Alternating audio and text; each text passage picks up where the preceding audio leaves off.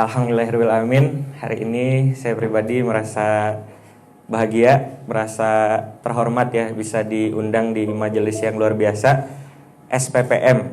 Saya sempat nanya ke panitia, nih SPPM nih pesertanya siapa? Oh ternyata pesertanya adalah muhibin yang setiap bulan itu berkomitmen sedekah donasi minimum di 2 juta gitu ya.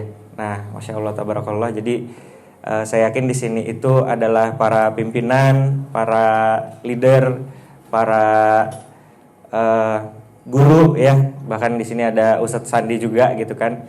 Nah, Masya Allah tabarakallah. Jadi memang hari ini saya nggak bermaksud menggurui ya Akang Teteh, ayah bunda, bapak ibu. Di sini saya izin cerita aja.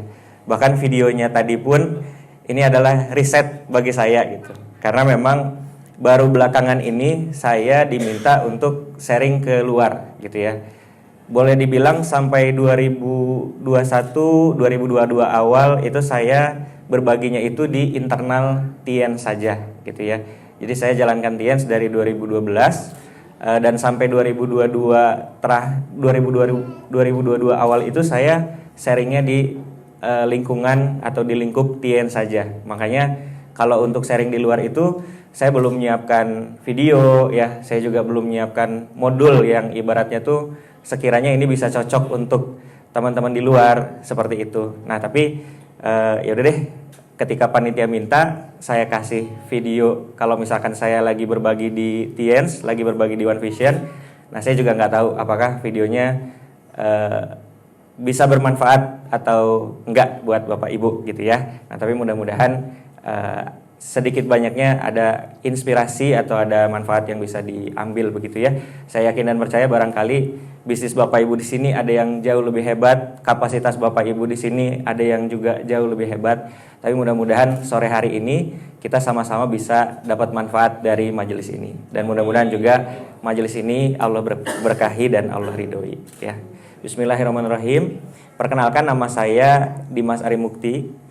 Jadi awal saya mulai usaha itu ketika SMA ya. Nah tapi ya usahanya itu nggak terlalu serius lah gitu ya. Nah kemudian ketika saya kuliah semester 2, qadarullah papa di PHK gitu. Jadi lagi kuliah di Widya Tama Kang waktu itu.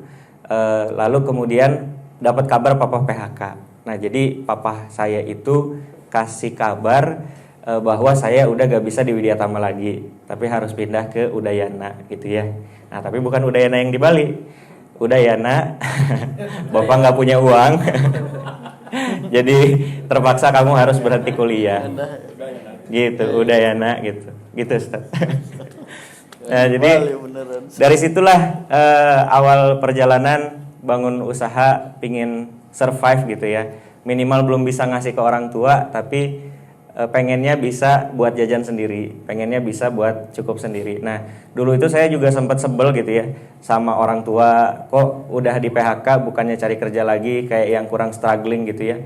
Akhirnya saya putus kuliah. Dulu juga sempat sebel, maksudnya tuh kok jalan hidupnya begini gitu. Tapi setelah belajar barulah saya tahu gitu ya, kalaulah tidak ada hari itu mungkin tidak ada hari ini gitu ya.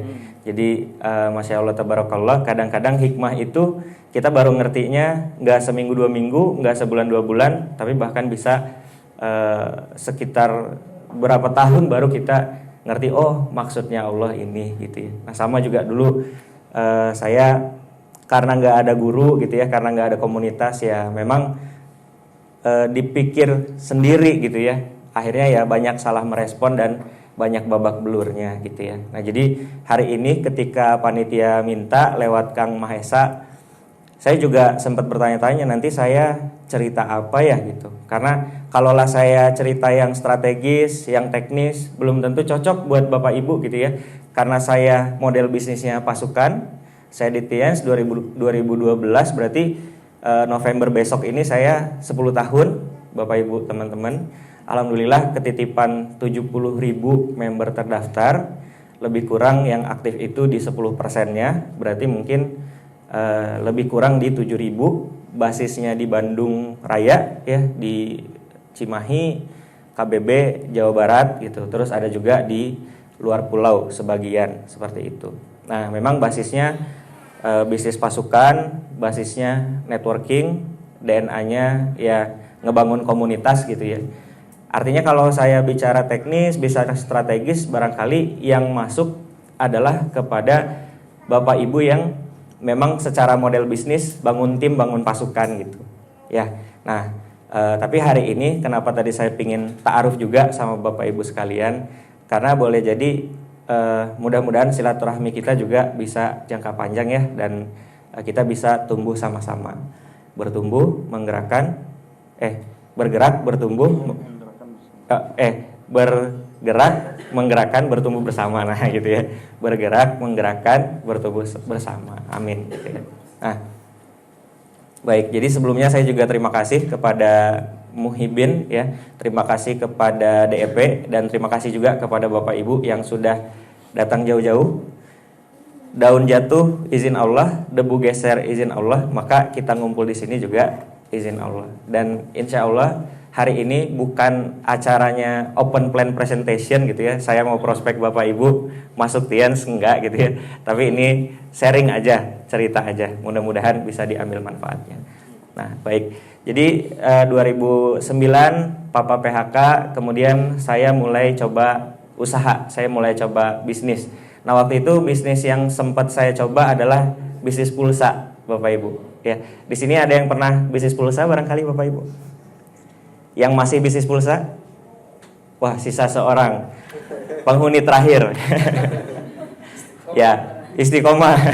Biasanya yang berhenti jualan pulsa itu karena diutangin, bener nggak? Bener ya, Pak Sandi bener ya? Jadi Hiroshima Nagasaki hancur karena bom, bisnis pulsa hancur karena bon. Ya, Kang Yam ya? Bener Kang Yam?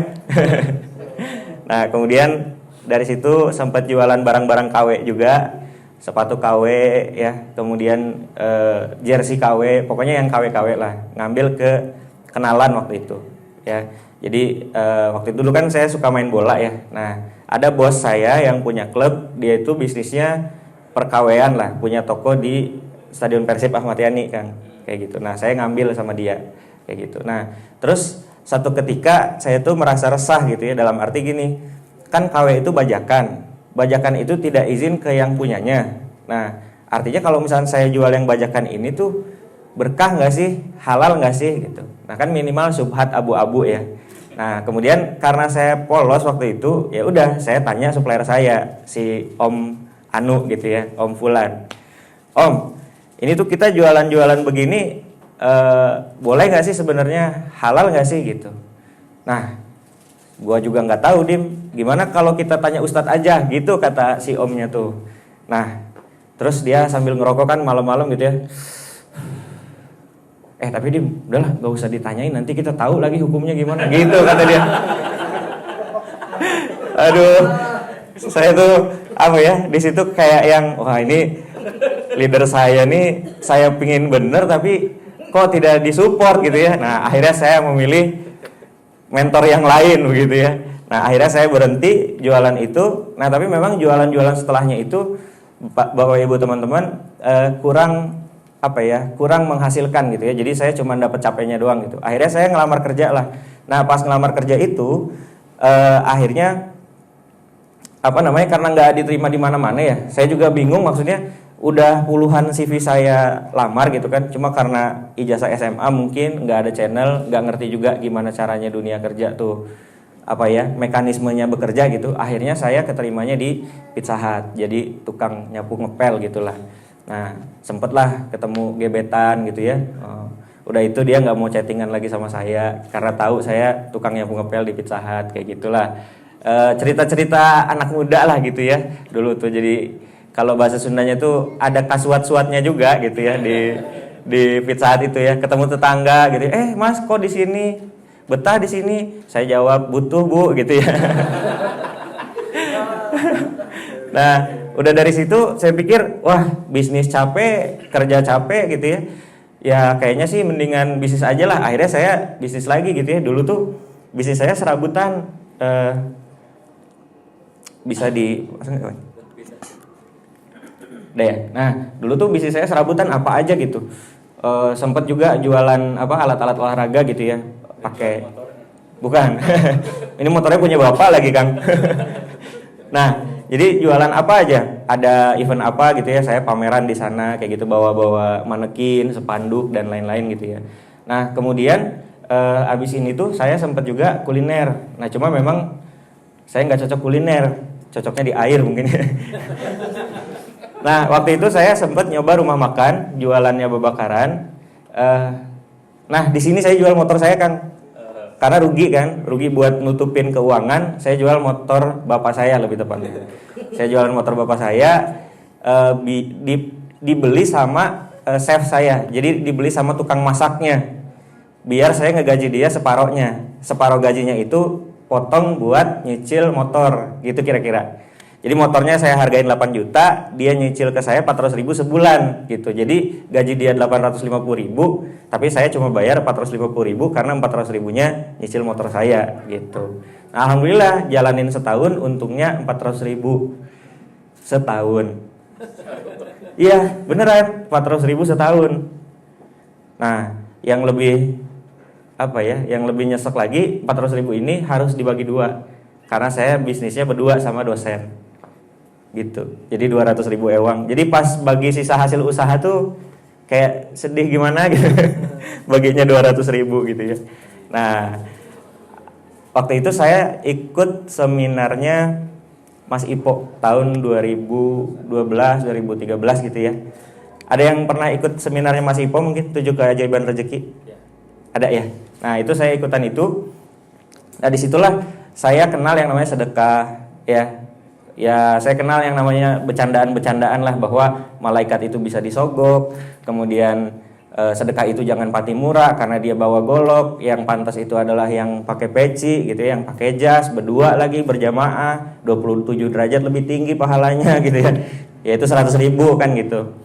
Nah, saya juga di situ belajar dari tukang parkir lah. Tukang parkir itu pagi-pagi datang Alphard, datang Camry, datang CR-V, kemudian siang-siang mobilnya diambil lagi semuanya sama yang punya. Tukang parkir nggak bete, tukang parkir nggak baper. Kenapa? Karena tukang parkir nggak pernah merasa memiliki, hanya merasa dititipi gitu ya. Nah, dari situ tuh kontraksi otak saya, oh iya ya, ada sedekah ya.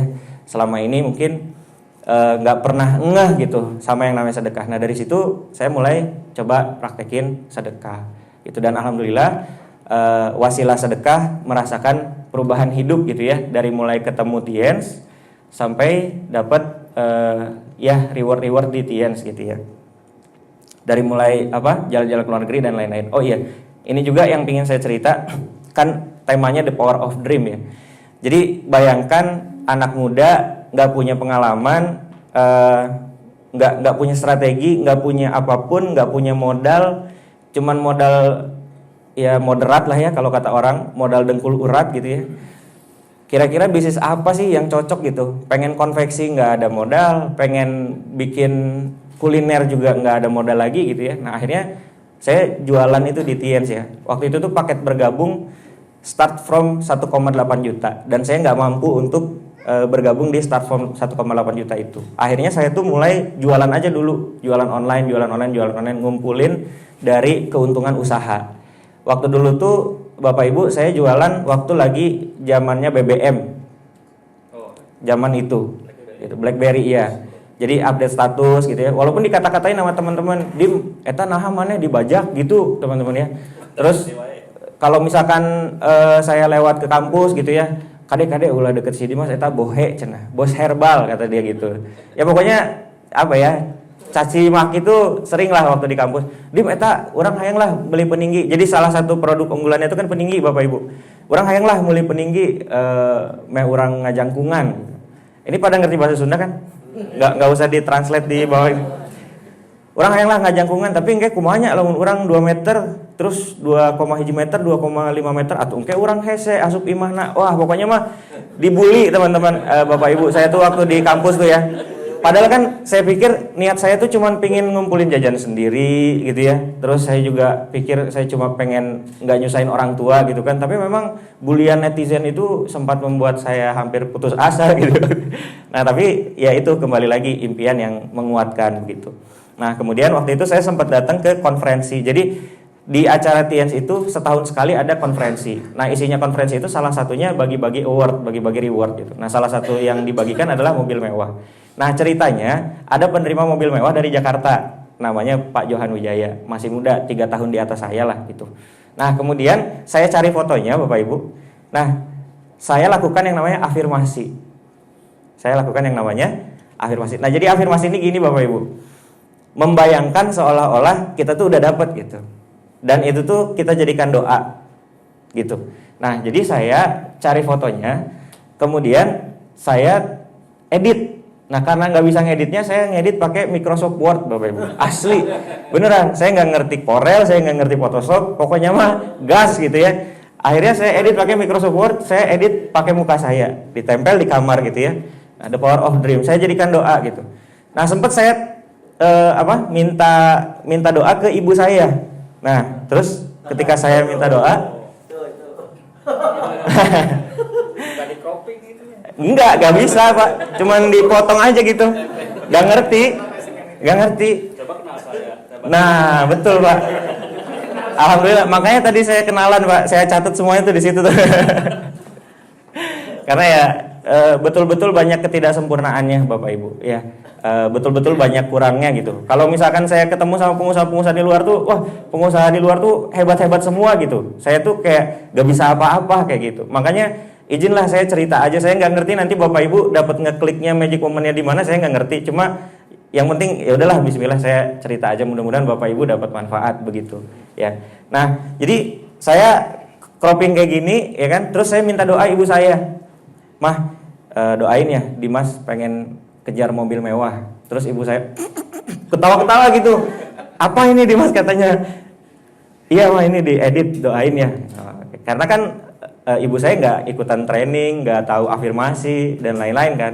Nah sekarang tuh saya baru ngeh gitu bahwa kan Allah bilang aku sesuai prasangka hambaku kan. Nah jadi si afirmasi itu juga kayak kita mematri sangka baik gitu, bahwa ketika kita punya impian, insya Allah kalau itu memang baik buat kita, maka Allah juga akan ijabah gitu ya. Nah akhirnya saya jalankan usaha TIENS tersebut ya, mulai naik ya. Waktu itu kan udah mulai ngamalin sedekah tuh, mulai naik, mulai terima luar negeri gitu kan. Terima luar negeri. Nah terus terima motor nih ceritanya. Jadi kan si motor bapak saya tuh udah dijual kan ya ke yang tukang masak itu kan. Jadi saya kan nggak punya motor. Waktu itu tuh ceritanya pingin motor Bapak Ibu. Nah di perusahaan itu ada kualifikasi. Jadi yang jualan sekian, selama sekian bulan berturut-turut hadiahnya motor. Wah itu saya semangat tuh ngejar itu kan. Nah dapatlah si motor itu. Kemudian waktu pas saya punya motor itu, kalau saya nggak salah tengah tahun 2013, saya tuh kepengen nikah. Karena kan di Ipo Santosa itu ngajarinnya sedekah sama sepasang bidadari kan. Iya, nah karena saya belum punya istri di rumah itu baru ada istrinya bapak gitu ya, yaitu ibu. Saya juga kan pingin punya istri gitu ya. Wah, Bismillah lah nikah gitu ya. Nah, tapi ternyata memang pelajarannya adalah calon istri mungkin bisa digombalin, tapi mertua tidak kan gitu ya. Cinta mungkin buta, tapi mertua tidak. Jadi kalau anaknya mungkin bisa kita gombalin, Pak, Bu. Bapak kamu punya musola ya? Kok tahu? Iya, mukanya adem banget kayak ubin musola, misalkan kayak gitu kan. Tapi kan ibunya nggak bisa digituin kan. Bu, suami ibu punya musola ya? Emang kenapa? Kan gitu. Udah lulus belum? Belum. Kerja nggak? Nggak kerja. Ngapain atuh? Usaha. Usaha apa? Jualan obat. Wah, kayak dengernya aja nggak prestis gitu ya. Dan si ibunya ini memang akademik mentok gitu. Jadi ngelihat saya tuh yang tidak bergelar apapun gitu ya, lulusan SMA, kayak yang dari atas ke bawah tuh, waduh. Ya gitulah, saya nggak enak ceritanya. Pokoknya tuh salahnya saya waktu itu, saking kepedeannya saya langsung ngajak ibu dan bapak gitu. Nembaknya itu, minta nikahnya itu langsung ngajak ibu dan bapak. Nah terus ada kata-kata dari orang tuanya mereka. Jadi gini kata-katanya tuh, Kang Dimas, emang nggak mau Kang Dimas ini nanti nama nikahnya nih Revina Yunia Dimas Arimukti SE gitu. Bilang kayak gitu. Nah orang tua saya ini masalahnya Bapak Ibu lulusan SMA juga dua-duanya. Wah di malam itu tuh asli mencekam gitu ya. udahlah mas kita pulang aja. Wah akhirnya udahlah begitu. Sakit gak berdarah Bapak Ibu. Ditolak. Jadi udah mah di bisnis ditolak gitu ya, mau nikah juga ditolak gitu. Emang perjalanannya ditolak. Nah kemudian Bapak Ibu, saya ceritanya tuh waktu pas udah dapat motor nih, ada kualifikasi berikutnya, ngejarnya mobil gitu. Nah sisa 7 hari omset saya masih kurang puluhan juta lah kira-kira begitu. Terus saya tuh dengerin audionya Ustadz Yusuf Mansur, kan waktu itu Ustadz Yusuf Mansur ceritanya sedekah gitu ya. Nah ada cerita satpam sedekah motor buat umrohin ibunya apa gimana gitulah. Terus wasilah dari situ si satpam ini hidupnya berubah lah gitu 180 derajat. Nah saya tuh sambil denger tuh sambil nangis gitu ya. Saya nggak habis pikir gitu, seorang satpam sedekah motor gitu kan. Wah satpam sedekah motor, saya sedekah apa nih gitu. Itu tuh jam 1 malam kalau nggak salah, lagi hening gitu ya, baper banget lah parah. Nah terus saya tuh berdiri gitu kan, ngelihat dompet, ya isinya masih Patimura tadi Bapak Ibu. Karena kan masih perjuangan kan, Patimura kan, kalau udah merdeka kan Soekarno Hatta tuh merah-merah gitu ya. Nah ini masih Patimura nih Bapak Ibu. Nah terus saya lihat keluar gitu kan, wah saya lihat Scoopy saya yang baru dapat reward dari bisnis itu. Ya kan? Nah terus kayak si Scoopy-nya tuh manggil-manggil gitu. Kang Dimas sedekahin saya aja gitu kan. Oh di situ tuh saya belum pernah sedekah yang aneh-aneh Bapak Ibu. Maksudnya tuh paling sedekah tuh duit gitu kan. Belum pernah sedekah yang aneh-aneh, belum pernah wakaf gitu kan. Nah tapi kayak deg-degan tapi iya pengen nyoba tapi takut gimana gitu ya. Nah cerita panjang jadi pendek, akhirnya saya eksekusi lah si Scoopy itu, dikasihkan ke panti gitu ya. Nah mudah-mudahan ini tahadus binikmah aja gitu ya, bahwa Allah itu maha baik, Allah itu maha membalas gitu ya, dan Allah nggak mungkin ingkar janji. Wasilah saya ngeeksekusi Scoopy itu Bapak Ibu ya, singkat cerita si mamahnya dan si papahnya calon saya itu jadi membolehkan saya menikah satu. Nah kemudian saya jadi dapat mobil yang mana nilainya 10 kali lipat dari si Scoopy-nya itu, yaitu Avanza waktu itu. Dan di keluarga saya itu nggak ada yang punya mobil. Jadi waktu pas saya punya mobil tuh, wah bahagianya sekeluarga kayak gitu. Dan di bulan tersebut, di kualifikasi tersebut, ternyata selain saya dapat mobil, saya dapat Scoopy lagi. Jadi eksekusi Scoopy, jadi boleh nikah, dapat mobil 10 kali lipat, sama Scoopy-nya dapat lagi gitu. Nah ini Bapak Ibu ya. Nah kemudian setelahnya ya alhamdulillah dibolehin nikahlah 2014. Nah, beda. Nah waktu nikah tuh emang saya ngerasa rezekinya Allah bukain gitu ya. Jadi income makin besar gitu kan. Kalau di sini mah kan udah nikah semua ya. Saya nggak usah cerita panjang. Nah ini tuh biasanya untuk memotivasi para jomblo-jomblo fisabilillah gitu kan. Karena iya Ustaz. Belakang ya. Oh gitu. Belakang ya. Iya. Sendal aja ada pasangannya, masa kita enggak gitu kan. Nah. Ya, gitu ya. Tapi menyegerakan ya, jangan terburu-buru ya. Harus mengilmui, harus belajar gitu kan, harus persiapan gitu kan. Pasang niat dulu. Nah biasanya kalau misalkan di pertemuan Tiens tuh Ustaz, wah bahas ini tuh agak panjang gitu ya. Karena kan adik-adik semua gitu ya. Gitu. Nah, alhamdulillah. Wah tuh kata Kang EF kan truk aja ada gandengannya, masa kamu sendirian gitu. Itulah ya. Nah, terus ya punya cita-cita, punya impian pengen ke luar negeri dan lain-lain ya, alhamdulillah banyak yang kesampaian, termasuk yang saya afirmasikan itu, yang saya tempel di kamar, saya minta doanya afirmasi gitu ya. Nah, itu alhamdulillah kejadian juga Bapak Ibu 2 tahun kemudian setelah pas tempel gambarnya. Nah, kan belum tentu juga Bapak Ibu tuh impiannya mobil gitu kan. Belum tentu juga impian Bapak Ibu itu ke luar negeri. Kan dream kita tuh macam-macam gitu ya. Tapi boleh jadi ada dari Bapak Ibu yang pingin umroh, pingin income sejumlah sekian, pingin sedekah sejumlah sekian. Nah itu tuh sebenarnya bisa pakai teknik afirmasi tadi gitu. Jadi cari gambarnya, kemudian kita afirmasikan kayak gitu. Nah kalau misalkan dia adalah materi gitu ya, maksudnya kebendaan, contoh misalkan Bapak Ibu punya mobil impian, Bapak Ibu punya rumah impian.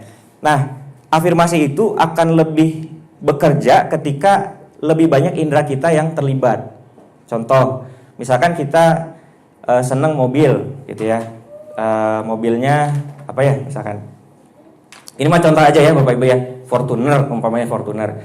Nah, kalau misalkan semakin banyak indera kita yang terlibat, maka itu tuh afirmasinya semakin kenceng, semakin narik gitu, semakin jadi doa. Karena kita semakin sangka baik bahwa suatu saat insya Allah kita bisa punya gitu kan. Nah, jadi gimana? Bisa cari gambarnya. Lebih keren lagi bisa test drive. Lebih keren lagi sewa sehari, 2 hari, seminggu kayak gitu misalkan. Nah, jadi banyak ya teman-teman guru-guru yang misalkan pengen rumah di mana, dikontrak sama dia. Nah, lama-kelamaan kebeli rumahnya kayak gitu. Dan ini tuh berlaku juga untuk impian-impian yang lain gitu. Ya, jangan-jangan nanti kan saya dihujat, wah ini Kang Dimas ceritanya kebendaan mulu nih, materialisme, kapitalis dasar. Nah, enggak, ini cuman cerita mekanismenya gitu. Ya kan? Nah, jadi ini juga berlaku untuk impian-impian kita, untuk impian-impian kebaikan, ingin umroh dan lain-lain kayak gitu. Jadi lakukan apa yang bisa kita lakukan. Kalau misalnya belum bisa dilakukan semuanya, jangan ditinggal semuanya. Belum bisa ikutan yang 10 juta, ikutan dulu yang 2 juta. Cie, Muhibin, ya kan? Nah, kayak gitu Bapak Ibu ya. Nah, baik. Berikutnya banyak ya kalau misalkan bicara impian tuh dia berulang gitu. Pingin nonton bola di Barcelona, kejadian gitu kan. Jadi memang kejadiannya itu berulang kali gitu. Termasuk umroh. Pingin umroh, tempel, kejadian. Jadi saya tuh punya buku impian Bapak Ibu. Nah, alhamdulillah dari buku impian itu 80%-nya udah jadi kenyataan. Jadi sempat saya tulis, saya cari gambarnya. Nah, alhamdulillah 80%-nya udah jadi kenyataan kayak gitu. Nah, ini penampakan saya dulu Bapak Ibu ya. Yang ini ya. Nah, bareng tuh sama teman-teman ya, ada Kang Fahmi, ada Kang Andika. Seneng banget nih digedein. Ya gitulah ya. Nah, terus alhamdulillah ya. Peot. Berikutnya kan. Nah, karena jalanin bareng kan, waktu itu sempat ke Paris bareng gitu ya, dan bisa foto lagi bareng-bareng. Before after ya, before after. Nah, mudah-mudahan juga nanti bisa selfie bareng juga di surga gitu ya, amin. Sama teman-teman Muhibin juga kan selfie di surga kayak gitu kan, amin ya. Nah, berikutnya ini waktu terima reward berikutnya ya. Jadi alhamdulillah kalau dari TNS itu kalau bicaranya bab finansial, alhamdulillah lah banyak banget yang didapat ya. Kemudian juga dapat waktu yang berkualitas sama keluarga karena saya nggak mesti ngurusin bisnisnya 24 jam kayak gitu. Nah, kemudian alhamdulillah juga bisa wujudin banyak impian orang tua juga gitu ya. Jadi sedih ya, nggak usah pakai lagu lah. Nah, nanti jadi jadi muhasabah. Ini saya cerita aja Bapak Ibu teman-teman. Jadi dulu tuh waktu pas papa di PHK, itu memang ekonomi keluarga tuh nyungsep banget gitu. Bapak Ibu di sini ada yang sempat langganan koran Pikiran Rakyat gak? Nah, dulu tuh bapak saya tuh seneng banget baca koran. Akhirnya nggak bisa langganan lagi. Nah, kemudian dulu kan zamannya telepon rumah ya. Nah, itu tuh harus diputus karena nggak bisa bayar gitu. Nah, terus kan air itu dulu belum rame yang ngegali sibel kan. Kita biasanya pakai PDAM gitu ya. 4 bulan kagak bayar tuh dicabut, airnya nggak ngalir. Nah, jadi waktu itu kami airnya itu beli dari bapak-bapak yang pakai gerobak itu, yang pakai jerigen. Nah, ngisi baknya tuh pakai itu, Kang. Nah, kemudian listrik juga nggak kebayar. Akhirnya si PLN nyabut kan, dicabut listriknya. Jadi kami tuh di dalam pakai lilin gitu. Mungkin kalau misalnya orang luar tuh ngelewat, taunya kami nggak ada gitu, taunya kami keluar kota. Padahal kami tuh ada di dalam pakai lilin. Nah, nanti ibu saya tuh keliling ke saudara, ketok-ketok gitu ya, ketok-ketok, pinjam uang. Nah, kekumpul lah uang buat bayar listrik, nanti listriknya baru nyala lagi. Kayak gitu dulu tuh. Nah, kemudian ibu saya juga sering main ke tetangga gitu ya, jam makan siang, nunggu ditawarin makan. Nah, kalau misalnya ditawarin makan, ibu itu pinter. Jadi ngambil makan agak banyak, sebagiannya dimakan, sebagiannya dibungkus. Nah, si bungkusannya itulah yang ditawarkan ke kami yang di rumah kayak gitu. Jadi dulu tuh sampai begitu. Nah, kemudian sering banget tutup gordeng karena banyak kredit yang macet kan ketika bapak PHK itu. Nah, jadi ibu tuh udah ketar-ketir banget di rumah karena takut ada debt collector yang ke rumah maki-maki marah-marah. Dan sempat itu qadarullah saya diizinkan melihat kejadiannya. Jadi ibu itu kan kalau dimaki di chatting udah sering lah, dimaki di telepon udah sering lah. Nah pas saya lagi di rumah, ibu itu dimaki-maki di rumah, di depan pintu. Nah saya itu ada gitu, ngelihat ibu saya yang saya sayang dimaki-maki sama orang yang saya nggak kenal. Gemes juga gitu ya. Tapi di sisi lain juga mau bantu saya nggak ngerti gitu. Mau berantem, sayanya takut gitu kan. Iya pak, preman kan. Nah mau bantuin ngelunasin juga nggak punya uang. Nah tapi disitulah saya ada impian suatu saat saya pengen banget jadi orang yang berhasil gitu ya. Saya pengen bantuin orang tua, saya pengen lunasin uang orang tua, saya pengen lihat senyum orang tua, kayak gitulah kira-kira. Dan alhamdulillah cerita saya tuh wasilahnya memang dari Tiens gitu.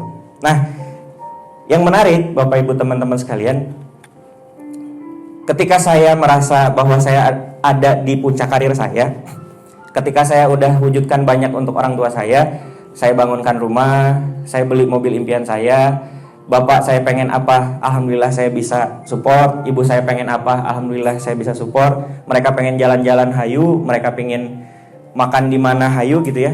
Tapi saya tuh malah merasa kosong. Maksudnya saya selalu bertanya, abis ini apa lagi ya? Abis ini apa lagi ya? Karena saya merasa impian saya banyak sekali yang udah tercapai kayak gitu. Nah, Bapak Ibu, satu ketika lagi sholat subuh,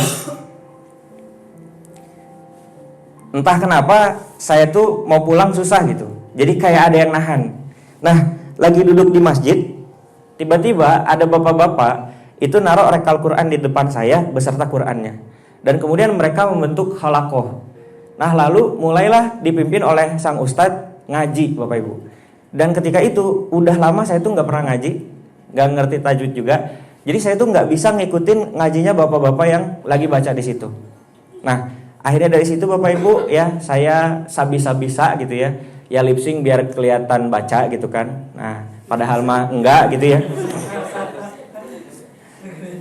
Tapi magic moment yang saya dapat adalah ketika udahannya. Jadi waktu udahan ustadznya nutup dengan doa khatam Quran. Allahummarhamna bil Quran. Bapak Ibu hafal? Ya, baca bareng-bareng. Waja'alhu lana imamau wa nura wa hudaw wa rahmah.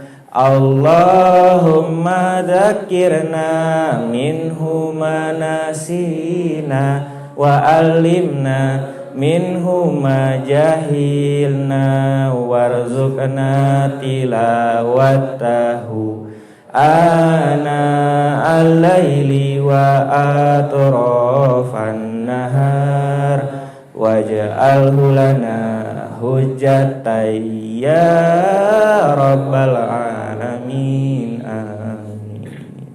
Habis itu saya nangis Bapak Ibu. Nangis ya.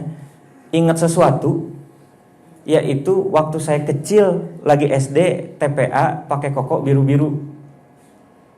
Abis ngaji di TPA itu, setelahnya tuh pasti baca doa khatam Quran itu. Nah saya tuh inget hari itu, saya tuh kayak muter film ngelihat Dimas pada saat SD masih kecil pakai koko biru-biru, kholakoh di lantai gitu ya. Nah bahkan baca doanya pun sering kali sambil bercanda gitu. Wow, dawaroman sambil degung-degung, toyor-toyor temen gitu. Tapi kayak yang bikin saya baper itu adalah, ya Allah, saya kemana aja ya? Tapi Allah tuh masih kayak apa ya, nungguin gitu ya. Ketika saya udah petualangan kemana gitu ya, nyari ilmu sukses kemana gitu ya. Dan memang secara harta, saya rasakan betul-betul sedekah itu berbalas teman-teman. Nah tapi ternyata kalau misalkan kita cuma ngandelin sedekah doang, tapi hal-hal lainnya kita nggak cover, nanti kita tuh akan merasa kering, akan merasa kosong gitu. Nah jadi di sore yang mudah-mudahan Allah berkahi ini, saya pingin sharing satu ayat Quran. Bapak Ibu silahkan dibuka surat ke-35, surat Fatir ayat ke-29. Nah ini familiar sekali ya dengan kita. Guru-guru kita sering sekali membahas, mudah-mudahan sore ini jadi reminder. Yes, surat ke-35, surat Fatir, ayat ke-29. Yang sudah dapat ayatnya, mohon berkenan untuk membacakan artinya.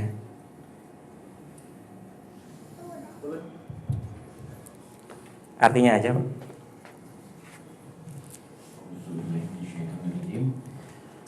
Sesungguhnya orang-orang yang selalu membaca kitab Allah, Al-Quran, dalam melaksanakan sholat dan menginfakkan sebagian rizki yang kami anugerahkan kepadanya dengan diam-diam dan terang-terangan, mereka itu mengharapkan perdagangan yang tidak akan rugi. Ya. Terima kasih banyak, Pak. Jadi ternyata kalau kita baca surat ini, sesungguhnya orang-orang yang selalu membaca kitab Allah, Al-Quran, melaksanakan sholat dan menginfakkan sebagian rezekinya, baik terang-terangan maupun diam-diam, maka mereka itu mengharapkan perdagangan yang tidak pernah rugi. Kalau tidak pernah rugi itu berarti pasti untung. Nah, tapi di ayat ini aja, infak itu baru salah satunya. Dan ada perintah yang lain selain infak, yaitu baca Quran dan sholat. Nah, disitulah saya ngerti kenapa saya ngerasa kosong. Karena boleh jadi income saya melimpah, tapi saya nggak serius ngejar Al-Qurannya, saya nggak serius ngejar sholatnya. Kebayang nggak? Saya malah fokus sama penyempurnanya, yaitu infak. Benar sih, ketika saya infak, setiap saya infak, saya dapat keuntungan usaha yang jauh lebih besar. Tapi karena saya nggak serius sungguh-sungguh ngejar Qurannya, karena saya nggak serius sungguh-sungguh ngejar sholatnya, akhirnya di titik tertinggi saya, menurut saya, versi saya malah ngerasa kosong. Nah, akhirnya apa yang saya lakukan? Saya cari guru tahsin. Saya belajar sama orang-orang yang baru belajar, orang-orang yang 10 tahun di bawah saya, orang-orang yang masih muda, orang-orang yang ibaratnya tuh malah pinteran dia daripada saya gitu. Dan saya tuh ngerasa gejolak batin yang lumayan juga gitu. Dalam arti kalau misalkan saya lagi pertemuan, ada pot saya nggak ya? Tadi, iya. Nah ini, Bapak Ibu izin cerita, kalau saya lagi pertemuan, nih bawa gini aja nggak boleh. Karena pasti ada panitia yang pingin bawain LO-nya gitu. Padahal cuman pot segini kan. Bagi saya nggak repot sama sekali gitu. Tapi nggak boleh gitu. Ngisi di depan ribuan orang dan lain-lain. Nah kemudian ketika belajar tahsin, holakoh sama orang-orang yang jauh lebih muda dari saya gitu kan. Dan belajarnya itu Fathah bertemu alif berdiri, dibaca 2 harakat di ayun aja. Dari kayak gitu belajar lagi. Waktu itu tuh saya ditaruh di placementnya itu di pemula 1. Di pemula 1. Ya udah, tapi dijalanin lah, dihadapin gitu ya, demi membenarkan bacaan Quran kayak gitu. Nah, kemudian mulailah ya bisa ngaji kayak gitu. Mulailah kalau misalkan teman-teman yang udah pro kan langsung odoj gitu ya. One day one juice. Saya Pak, waktu awal-awal 1 lembar aja udah kayak goyang gitu.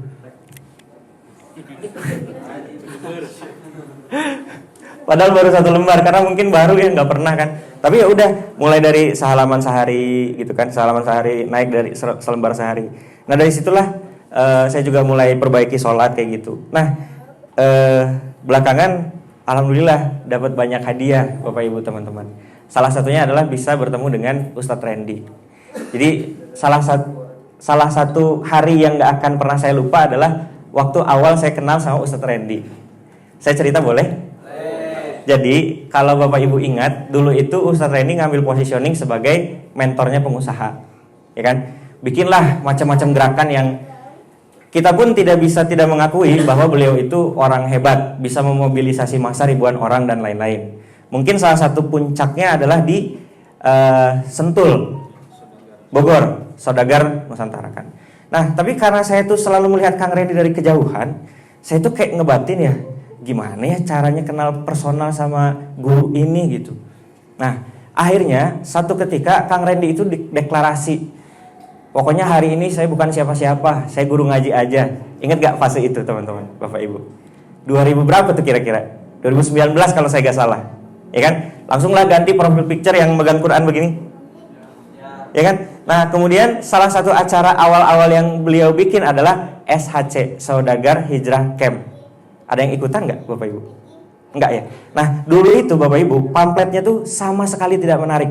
Itu kayak gambar di Google, diambil, burem, terus ditulisin entah pakai apa gitu. Saudagar Hijrah Camp, tanggal sekian gitu. Nah, entah kenapa, bodohnya saya, wah ini acara nggak menarik nih. Kayaknya sedikit yang datang. Saya datang gitu. Karena pengen kenal personal sama Ustadz Randy. Nah, kalau misalnya yang datang banyak kan, wah repot kan Ustadz. Tapi kalau yang datang sedikit, oh ini kayaknya kesempatan bisa kenal. Bodohnya saya. Nah, kemudian saya daftar lah. Habis daftar, bener yang datang sepi 20-an orang doang. Padahal acara nginep. Yang lucu Bapak Ibu, Ustadz Randy itu bikin acara networking.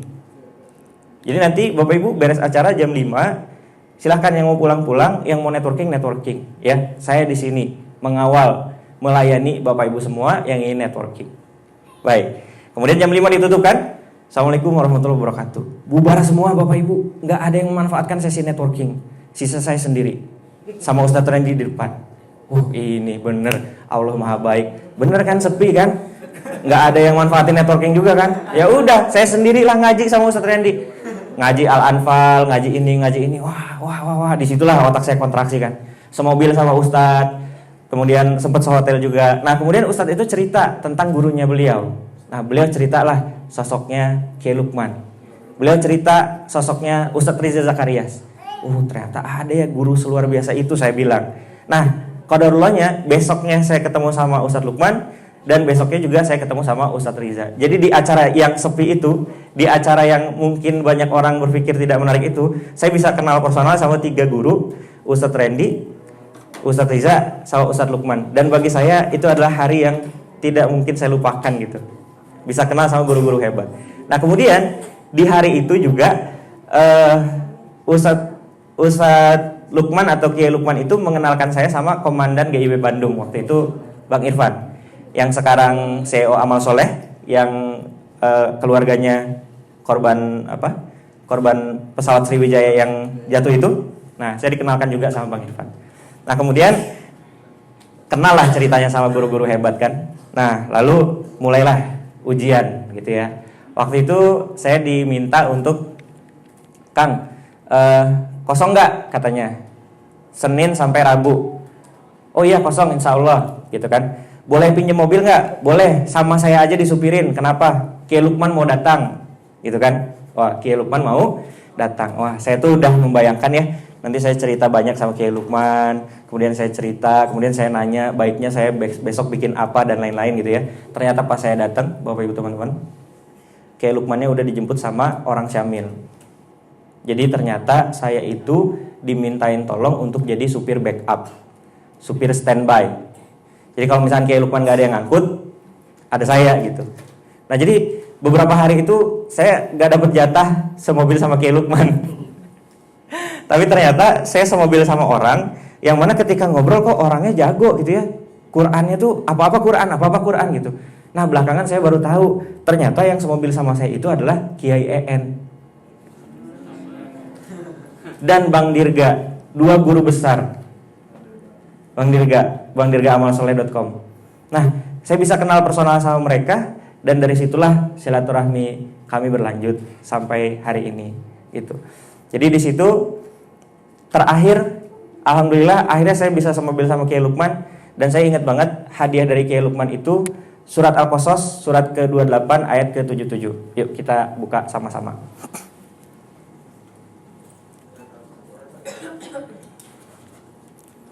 Surat Al-Qasas surat ke-28 ayat 77, 28-77.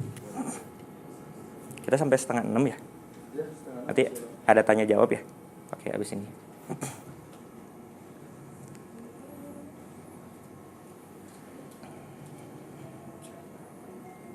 Ya, yang udah ketemu minta tolong dibacakan artinya.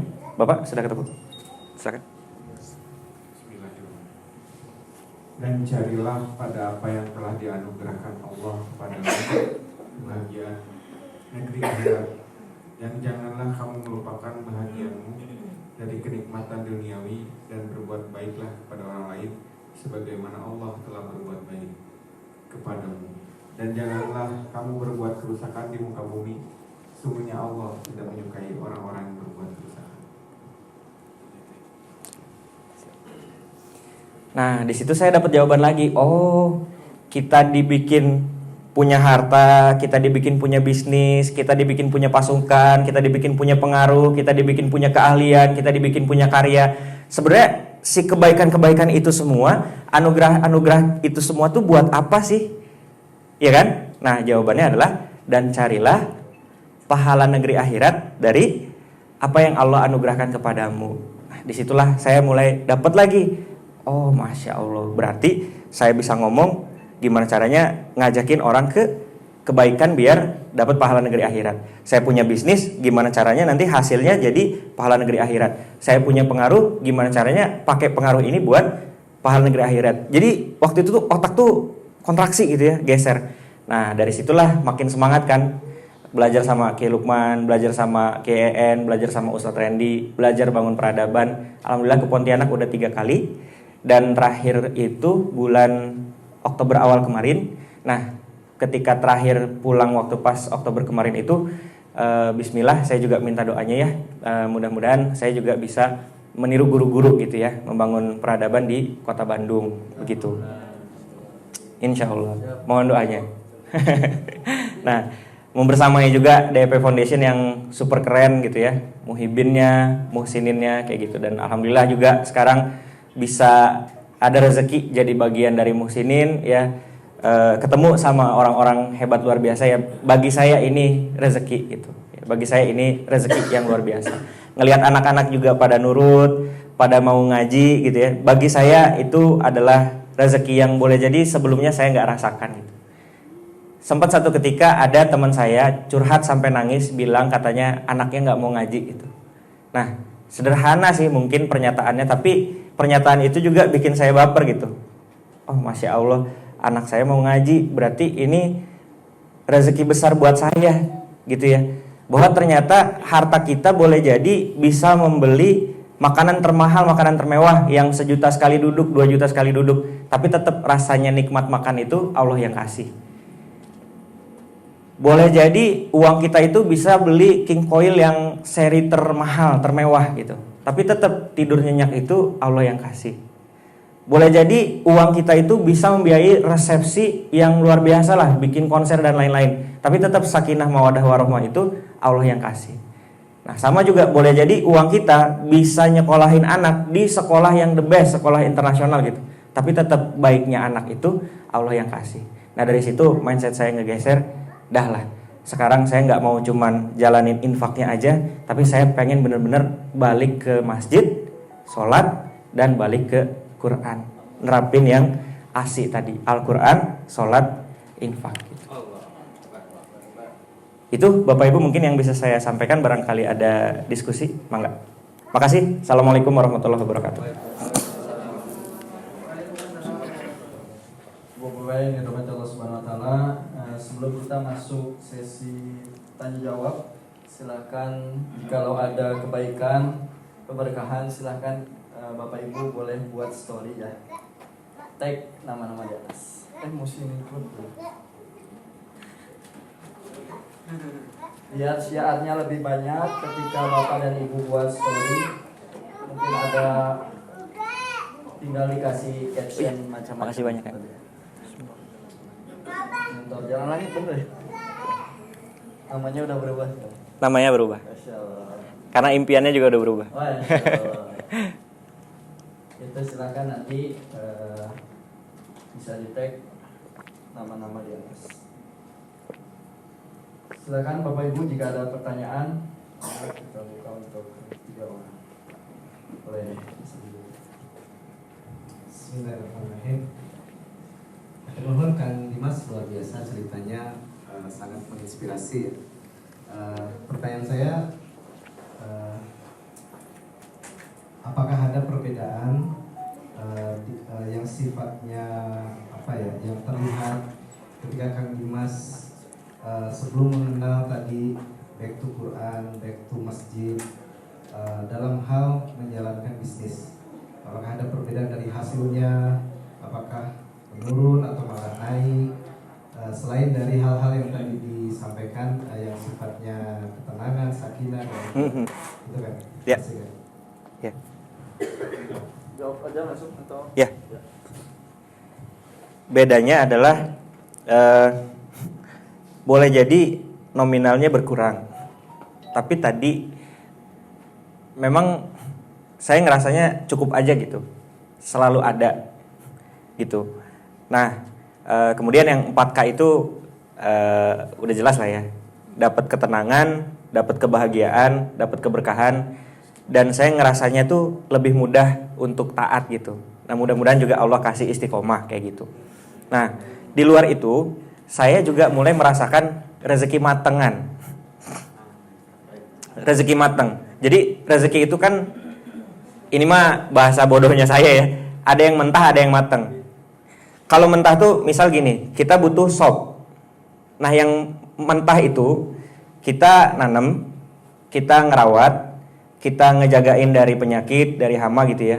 Kemudian nanti kita manen, kita olah, kita proses, kita cuci, lalu kita masak. Nah, habis kita masak, jadilah sop. Kan yang kita butuh itu sopnya kan. Nah, rezeki matang itu sopnya dianterin ke depan kita. Kita tinggal makan. Nah, rezeki mentah itu kan kita butuhnya misalkan apa? Misal kita butuhnya kontrakan buat tempat tinggal. Nah, kita itu mulai usaha, kemudian kita jualan, kita belajar, kita ikhtiar, kita perbaiki toko kita ngiklan dan lain-lain. Sempat ada boncos, tapi karena kita belajar, akhirnya alhamdulillah kita punya margin. Kita belajar gimana cara marginnya makin besar. Nah, kemudian marginnya kita tabung. Tabungannya itulah yang akhirnya cukup untuk kita bayar kontrakan kita. Rezeki mentah. Nah, rezeki matang itu ada orang baik datang ke kita, "Kang, ini saya rumah kebanyakan, takut dihisap. Daripada nggak manfaat, tempatin ya sama Akang." Nganggur rumahnya. Kan matang, maksudnya tuh nggak pakai si proses yang tadi kan. Tiba-tiba dapat yang kita butuh aja. Rumahnya dapat gitu. Nah, itu namanya rezeki matang. Nah, saya mulai banyak merasakan rezeki-rezeki matang seperti itu, Ustadz. Iya. Contoh juga teman saya lulusan Madinah. Dulu bisnis bareng saya. Impiannya dia itu pingin mobil, pingin rumah, pingin nikah. Impian bujangan pada umumnya lah ya. Indonesian Dream itu kan mobil, rumah, nikah gitu ya. Nggak salah juga, karena maksudnya kan hidup itu kan ada fase-fasenya ya. Kita yang belum nikah ya wajar pengen nikah. Kita yang belum punya mobil wajar pengen punya mobil. Kita yang belum punya rumah wajar pengen punya rumah, kan gitu. Nah, fasenya dia itu pengen punya mobil, pengen punya rumah, pengen nikah. Nah, dia jalanin bisnis. Biar apa? Biar dapat keuntungan dari bisnis, nanti ditabung untuk mewujudkan itu semua. Itu jalan rezeki mentah. Nah, apa yang dia lakukan? Qadarullah, dia dapat beasiswa ke Madinah, belajar di sana. Di University of Madinah. Nah, akhirnya karena dia tuh fokusnya ngafal Quran, belajar ilmunya Allah dan lain-lain, pas pulang Bapak Ibu, ta'arufan. Nah, setelah dia menikah, akhirnya dia mewujudkan semua impiannya. Menikah, dibiayai oleh mempelai wanita banyaknya. Kemudian mobil, langsung dikasih mobil. Rumah, langsung dikasih rumah. Setelah dia menikah. Nah, ini namanya rezeki mateng. Kok bisa kayak gitu? Dia nikah sama siapa? Qadarullah, dia nikah sama anak yang punya Rabani.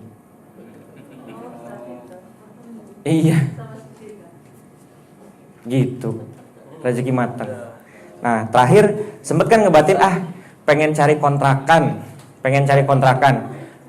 Pengen nginstal rumah Quran. Nah, kontrakan kalau di daerah saya tuh 20-an juta sebulan, Bapak Ibu. Nah, saya ini lagi ngumpul-ngumpul kan. Jadi kira-kira pandemi kemarin pas PPKM, pas banyak innalillahi wa inna ilaihi raji'un, terus bed rumah sakit lagi penuh-penuh tuh, Juli 2021, itu bisnis saya ngedrop, Bapak Ibu. Sisa 20%-nya aja. Sampai sekarang juga ya kondisinya so-so lah.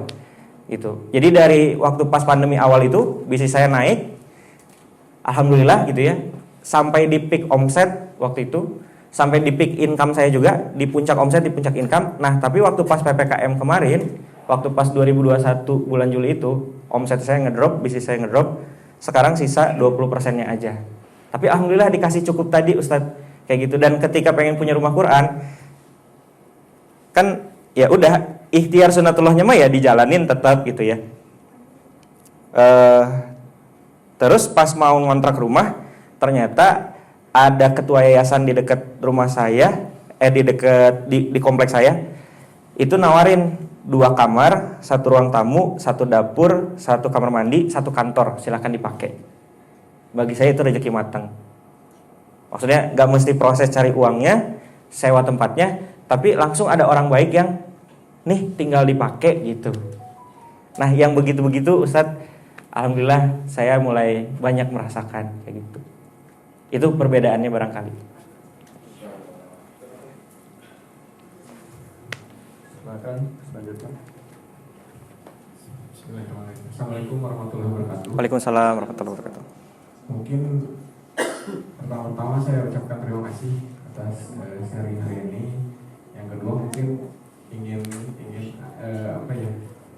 bertanya ya, kalau misalnya faktor istri itu seperti apa kalau misalnya bagi akan gitu kan ya. Maksudnya soalnya kemarin juga dari masukan yang mungkin ya maksudnya roda kan berputar ya, saya juga agak-agak seperti flashback juga ya. Cuman kemarin ada yang bilang sih kalau misalnya ketika kita punya penghasilan, apakah betul kita harus semuanya dipegang istri gitu kan? Waduh, nih. Apakah perjalanannya seperti itu? Saya pengen tanya aja sih seperti itu. Karena baru kemarin sih saya Ya. keluarga sih bilang seperti itu.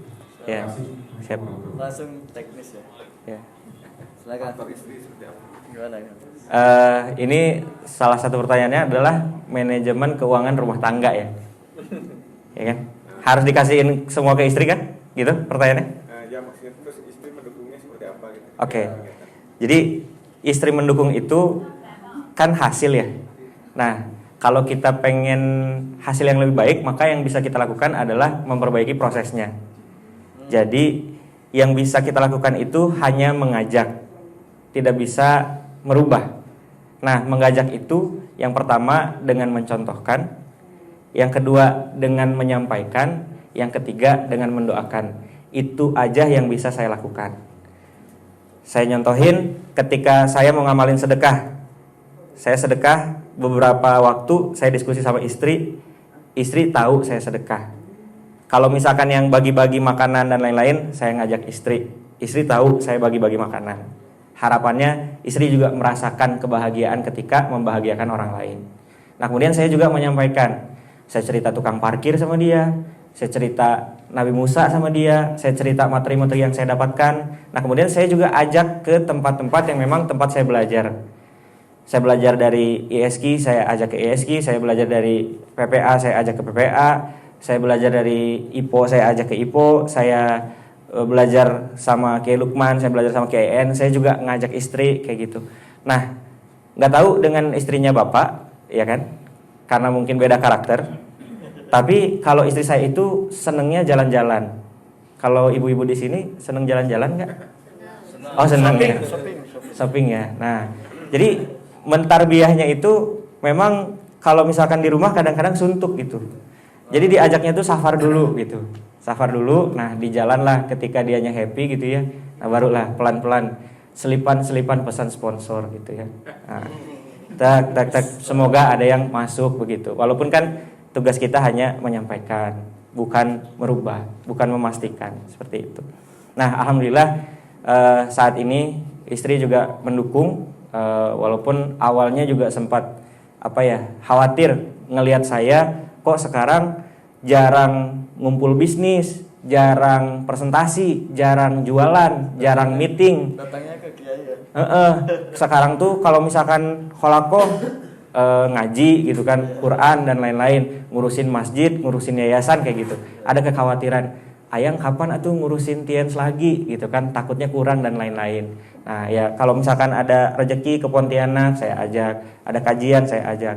Akhirnya dia ngerti sendiri, oh iya ya, ternyata rezeki terbaik itu kalau kita balik ke Quran, balik ke masjid. Itulah akhirnya sih kekhawatirannya hilang pelan-pelan. Dan sekarang alhamdulillah sudah mensupport penuh untuk membangun peradaban tadi. Kan peradaban itu 4 pilar ya, Bapak Ibu teman-teman kan pastinya udah familiar. Pilar yang pertama apa?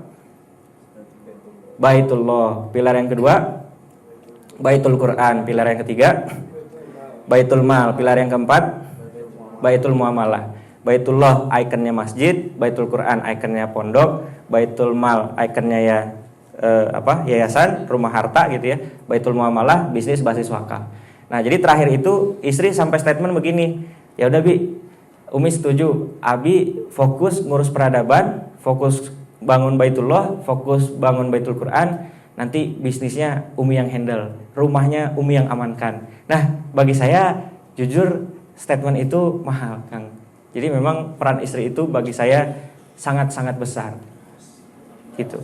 Dan ya Masya Allah, kalau kita baca Al-Lail kan surat ke-92 ayat ke-4, inna sa'yakum lasyatta, sungguh usahamu beraneka macam. Fa amma man atawattaqo, barang siapa memberikan hartanya di jalan Allah dan bertakwa, wasaddaqa bil husna, dan membenarkan pahala yang terbaik, fasanuyassiruhu lil yusra, maka akan kami mudahkan baginya jalan menuju kemudahan. Dan hari ini tuh saya betul-betul merasakan bahwa betapa begitu banyak kemudahan yang Allah kasih ke saya gitu. Padahal baru ngafal 1-2 ayat, baru ngajak ngaji 1-2 orang, baru cerita ke 1-2 komunitas, tapi Allah tuh udah kayak nurunin hadiah yang wah istimewa, Kang. Mudah-mudahan hari ini enggak yang terakhir gitu ya. Entah gimana caranya, mudah-mudahan next juga kita bisa lanjut sharing-sharing, ngobrol-ngobrol lagi begitu.